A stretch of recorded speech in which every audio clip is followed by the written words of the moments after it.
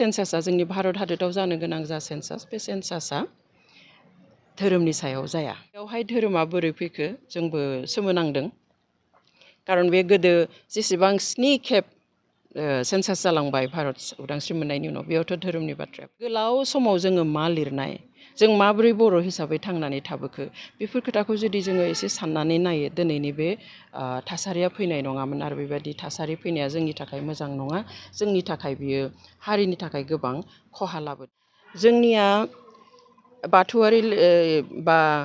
Christian बा ब्रह्म बेखौ लानानै जि सानलायबाय थादों बे कनसेप्टखौ एसे क्लियार खालामलायना लानाया मोजां। दिनै असमियाफोरा मा खावलायदों अखम साहित्य सभाया दिनै बेंगलि मुस्लिमफोरखौ खावलायदों जे नोंथांमोना सेन्सासआव बिमानि रावखौ असमिया लिर मातृभाषा असमिया लिर होननानै दिनै आदिबासिखौ खावलायदों बिदिहाय सिखफोरखौ खावलायदों जे असमिया लिर जाहाथे असमियाफोरनि अनजिमाया बाङो। खिन्थु बिसोर बुङाखै जे नोंसोरो मुस्लिमफ्रा गावनि धोरोमखौ लिरनो नाङा होननानै मात्र रावखौसो बिमानि रावखौसो असमिया लिर एबा मातृभाषा कलमावहाय असमिया लिर होननानै बुंदों। दा जोंनियाबो बेखौसो खावलायनांगौ जोंनि दिनै थुनलाइ आफाद होन जाय होन जों बेफोरखौसो खावलायनांगौ। जोंनि गोबांफ्रा दिनै टाउन सोहोराव बहाबा दिल्लीयाव थायोब्ला मुम्बाइआव थायोब्ला फिसाफ्रा दिनै हिन्दी रायलायो सोरबा गुवाहाटीयाव तेजपुराव थायोब्ला असमिया रायलायो बिसोर जाहाथे बर' राव रोङाब्लाबो सेन्सासनि समाव जाहाथे बिमानि रावाव बर' रावखौ लिरो जों बेखौसो खावलायनो नांगौ। सेन्सासनि बेलायाव आरो लोगोसे धोरोमखौबो सरजाबनाय नुदों मा बुंगोन बे बेलायाव? आंबो नुगासिनो नुनानै मोजां मोनाखै गोजोननाय मोनाखै दुखुबो मोनदों। नाथाय बे बेलायावहाय आङो बाथ्रा बुंगोन होननानै सानाखैमोन सानदोंमोन मोनसे समाव रायजोफ्रा बुजिलांगोन ओमफ्राय जोबगोन बे आयदाया होननानै खिन्थु नुबाय दा बांद्राय जाबोबाय आरो दिनै नोंथांमोना आं न'आव फैनायखौ मिन्थिनानै सोंफैनायलाय आंबो बे खाबुखौ लानानै फंनैसो बुंनो सानबाय। जों गिबियावनो बेखौ मिन्थिनो नांगोन जे बे सेन्सासआ जोंनि भारत हादराव जानो गोनां जा सेन्सास बे सेन्सासआ धोरोमनि सायाव जाया। आं सानो जे दा जिखिनि बाथ्रा दान्थेलायनाय बायदिसिना बाथ्राफोर ओंखारनाय गावजों गाव सोंखारिलायनाय धोरोमखौ लानानै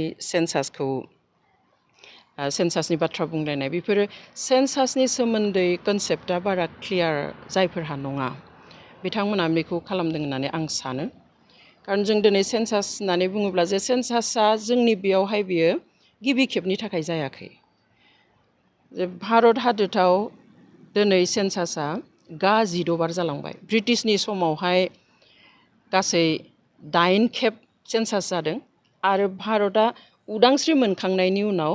अलरेडि 7 बार एबा 7 खेब जालांखांबाय। बेयो जाबाय 8 खेबनि थाखाय जानो गोनां सेन्सास आरो बे सेन्सासआ 10 बोसोरनि मुरे मुरे जायो। बेबादिहाय जोंनि भारत हादरा उदांस्रि मोनखांनायनि उनाव 1951 अर्थात 1951 बेनि उनाव 1961, 71, 1981, 1991, 2001 आरो 2011आव सेन्सासआ जालांखांबाय सुबुं अनजिमा साननाया जालांखांबाय। बिनि उनाव जानांगौमोन 2021 मायथाइ एबा 2021आव खिन्थु बयबो मिन्थिगौ जे हादर नाङैनो बा बुहुम नाङैनो जिथु कभिड जाबाय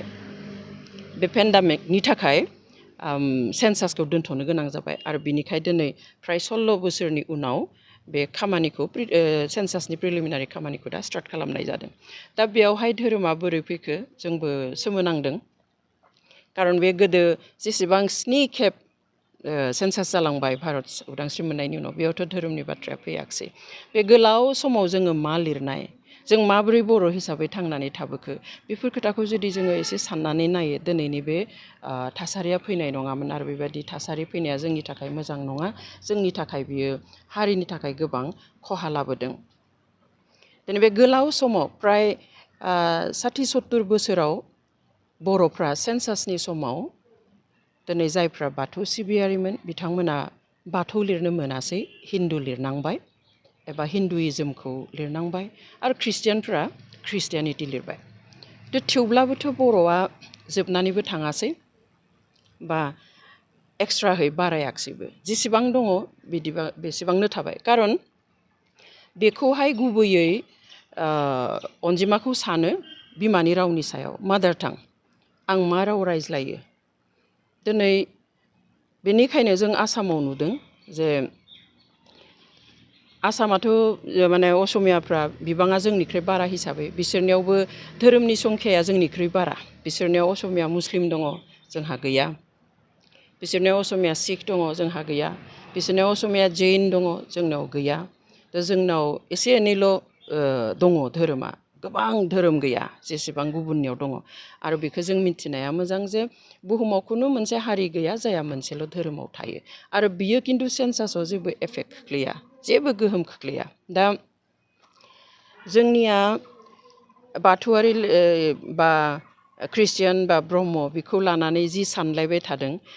बे कनसेप्टखौ एसे क्लियार खालामलायना लानाया मोजां होननानै आं सानो खारन दिनै असमियाफोरा मा खावलायदों अखम साहित्य सभाया दिनै बेंगलि मुस्लिमफोरखौ खावलायदों जे नोंथांमोना सेन्सासाव बिमानि रावखौ असमिया लिर मातृभाषा असमिया लिर होननानै दिनै आदिबासिखौ खावलायदों बिदिहाय सिखफोरखौ खावलायदों जे असमिया लिर जाहाथे असमियाफोरनि अनजिमाया बाङो खिन्थु बिसोर बुङाखै जे नोंसोरो मुस्लिमफ्रा गावनि धोरोमखौ लिरनो नाङा होननानै माथ्र रावखौसो बिमानि रावखौसो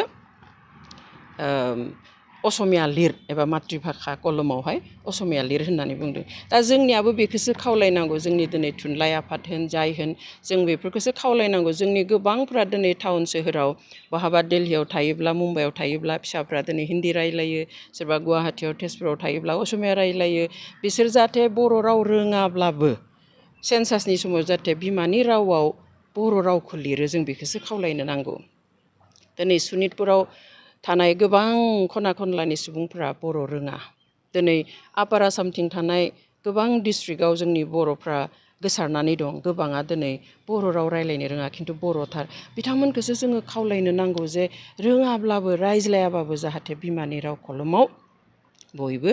बर' रावखौ लिरो बेजोंसो जोंनि संख्या एबा अनजिमाया बारायगोन धोरोमजों बाराया बेवहाय आं बयखौबो खावलायनो लुबैयो जाहाथे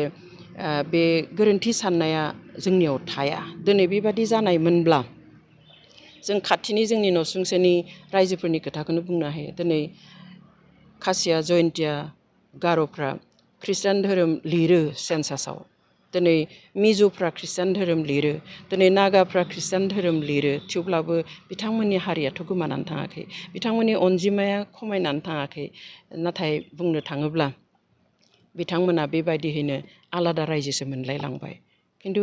जोंहा दिनै गावनि गेजेरावनो जोङो जि इस्युआव जि आयदायाव जोङो नांनांगौ नंथारामोन बा बाथ्रा दान्थेलायनांगौ नंथारामोन गावजों गाव गोरोन्थि सानलायनांगौ नंथारामोन बे बोरै फैखो बहानिफ्राय फैखो सोर सोनानै होखो जोंबो बेखौ सोमोनांदों बेवहाय जोङो बेखिनियावनो बेखौ फोजोबनाया मोजां होननानै आं सानो नङाब्ला जोंनि गेजेराव गाज्रि मोनसे थासारि लाना फैगोन जेखौ जों लुबैया जोङो जोनोमनिफ्रायनो हारिनि बागै जों सानबोदों बयबो सानदों आंल' नङा नोंथांल' नङा गासैबो बर'आनो बेवहाय धोरोमनि खोथा रावबो सानबोआखै बेबादिनो उननि समफ्रावबो जाहाथे जोङो गासैबो बेबादिनो गावनि हारिनि खोथाखौ साननानै धोरोमखौ गावनि जिउमानि खोथा साननानै जाहाथे जोङो खौसेयै खामानि मावलाङा आं बेखौसो लुबैयो आसोलानो जाबाय बे बिमानि राव दा जोंहा दायो सेल्फ एनुमारेसन जाबाय थादों बेयावथ' जोङो बेयाव धोरोमनि खोलोम गैया आरो 17 एबा 17 आगस्टनिफ्राय हाउस हल्ड एनुमारेसन जागोन बेयावबो धोरोमनि खोलोम गैया आरो आनखि कमिउनिटिनि खोलोमबो गैया बेयावहाय थानाय नङा बेयावहाय खालि एसटि कास्टआसो थागोन एससि एसटि आरो आदार्स स' बेयावबो जोङो कमिउनिटिखौ लिरनो मोना दा मोनसे खोथाखौ हयथ' गोबाङा मिन्थिगोन जायफ्रा एसे स्टाडि खालामो जे भारत सोरखारा उदांस्रि मोननायनि उनाव कमिउनिटि वाइज एबा हारि हिसाबै सुबुं अनजिमाखौनो सानाखै ब्रिटिशनि दिनावहाय 1931 मायथाइयाव कमिउनिटि वाइजआव सेन्सास खालामदोंमोन 1941नि सेन्सासआ कमप्लिट जायासै सेकेन्ड वर्ल्ड वारनि थाखाय खिन्थु 31आव जिथु खालामनाय बेयाव कमिउनिटि वाइज खालामनाय आरो बेयावसो आसामाव बर'नि अनजिमाया बेसेबां मिसिंनि अनजिमाया बेसेबां बा टिवानि कार्बिनि असमिया राव रायग्रानि अनजिमाया बेसेबां बेयाव दिहुनना गालांनाय खिन्थु बिनि उनाव भारतआ स्वाधीन मोननायनि उनाव उदांस्रि मोननायनि उनाव बेबादि कमिउनिटि वाइज सुबुं साननायबो जायाखै एबा सेन्सासबो जायाखै बुंनाय खोनायो बा जों बुजिनानै लायो जे जुदि मोनसे हारिया गावनि अनजिमानि बिबांखौ मिन्थियोब्ला गावनि सक्तिखौ मिन्थिगोन ओमफ्राय बेबादिहाय जोंनि मोननांगौ मोन्थाइफोरखौ जोङो दाबि दैखांगोन बिगोन बेखौ साननानैनो गावबा गाव हारिया बेसेबां दङ बिनि सुबुं अनजिमाखौ भारत सोरकारा मालाबाबो फोसावाखै एसटि हिसाबैसो फोसावदों जे आसामाव इसेबां जेनेरेल इसेबां एसटिनि दङ इसेबां एससिनि दङ जों बेखौसो मोनो जायनि थाखाय जों दिनैसिम मिन्थिया एक्युरेट नाम्बारखौ जे बर'आ थारैनो बेसेबां अनजिमानि दंमारो जों बेखौ दिनैसिम बुंनो हाया गोबां जोंनि ससियेल अर्गानाइजेसनफ्रा 35 लाख दोङो होनो सोरबाया 25 लाख होनो सोरखारा बुङो 11 लाख दोङो 15 लाख दोङो होननानै बै 1931 नि जिथु ब्रिटिशनि सुबुं सानखो बेखौ बेस खालामनानैनो एसे बरा तुता खालामनानै साननायफोरखौ जों नुयो बेयावहाय बे खनसेयाव जुदि जोङो खाबु मोनोब्ला जों खोनादों जे गिबि खेबनि थाखाय बे खनसेयाव कमिउनिटि वाइसआव सेन्सास जागोन बे बिराद मोजां खोथा बेवहाय जोङो बिमानि रावखौ गासिबो बर' लिरोबानो जेसेबां बर' लिरगोन आरो बेसेबांनो जोंनि बर' हारिनि अनजिमाया नुजागोन बेयाव धोरोमनि थाखाय नुजानाय नङा खिन्थु आंबो गोजोननाय मोनदों एसेबां बोसोर दिनै बर'आ गावनि धोरोम थासेयावबो बेखौहाय लिरनो मोनामोन रिकगनाइसन मोनाखैमोन दा जुदि रिकगनाइसन मोनमारोब्ला जुदि हिन्दु लिरनो खारग'योब्ला बेनिख्रुइ साबसिन बाथ्रा थानो हानाय नङा बेवहाय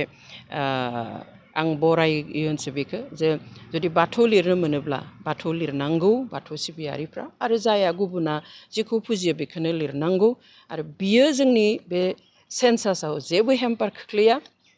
जेबो खहा खालामा नाथाय जोंहा जि दा दावराव दावसि जागासिनो दङ बेसो खहा खालामगोन जोंनि खौसेथिनि खहा खालामगोन जोंनि जिथु मेन इसुसफोर दङ हारि हिसाबै बेनि थाखाय खामानि मावनायाव खहा खालामगोन जोंनि बुजिज्लायनायाव खहा खालामगोन जों ज' जाजाय थालायनाया जोंनि समाज जिउआव खहा खालामगोन हारि हिसाबै जोंखौ गोबां खहा खालामगोन बेवहाय आं गासैबो जोंनि आइ आफा रायजो राजा बिदा फंबायफोरखौ आं खावलायनो लुबैयो बे आयदाखौ जाहाथे जोङो बेखिनियावनो फोजोबो खारन धोरोमनि सेन्सास बेयो नङा आरो बे सेन्सासा गिबि खेबनि थाखाय नङा थांनाय गोलाव सम 60-70 बोसोर दिनै बाथौ सिबियारिफ्रा एबा ख्रिस्टियाननि अनगायै गुबुन धोरोम सिबियारिफ्रा गासिबो हिन्दुखौनो लिरबोनो गोनां जानाय आरो ख्रिस्टियान सिबियारिफ्रा ख्रिस्टियानिटि लिरबोनांनाय बिनि गेजेरजोंबो मालाबाबो बर'नि अनजिमाया खमायाखैबो बारायाखैबो जुदि खमायो एबा बारायो बियो होमबा जोंनि बे बिमानि राव जुदि जों लिरा गुबुननि रावखौ जुदि जोङो बिमानि राव होननानै लिरो असमियाखौ जुदि जोङो दिनै मातृभाषा होननानै लिरफ्लाङो अब्लासो जोंनि अनजिमाया खमायगोन बेवहाय बर' रोंब्लाबो रोङाब्लाबो न'आव रायज्लायाब्लाबो जाहाथे फिसा फिसौखौबो जों लिरहोयो सोरबा जुदि गुबुन हारिनि बिहामजो लाबोनाय दङ बिसोरो बर' रोङा अब्लाबो जाहाथे बिमानि रावाव बर'खौ लिरो बेखौसो जोङो खावलायनो नांगौ बेवहाय आं आसा खालामगोन जोंनि गेजेराव बे जि एसे बाथ्रा दान्थेलायनाय जागासिनो दङ बेयो जाहाथे थाबैनो जोबो आरो जों जाहाथे आरो खौसेयै जोंनि हारिनि इसुफोरखौ लानानै जाहाथे जों आवगायलांनो हायो बेनि थाखाय आं बयखौबो गुरैयै खावलायबाय